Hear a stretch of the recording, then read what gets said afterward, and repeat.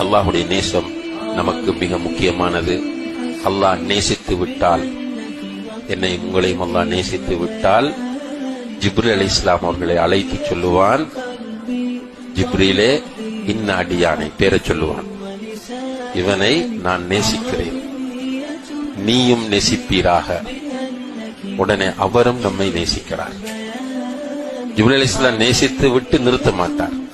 அவர் எல்லா மலக்குகளையும் அழைத்து சொல்லுவார், மலக்குகளே, இந்த குறிப்பிட்ட மனிதனை அல்லாஹும் நேசிக்கிறான், நானும் நேசிக்கிறேன், நீங்களும் நேசியுங்கள் என்றதும் மலக்குகள் அவ்வளவு பேரும் அந்த மனிதனை நேசிப்பார்கள்.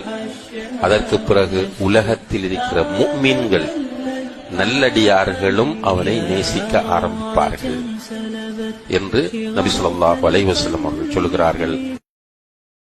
Download ShareChat.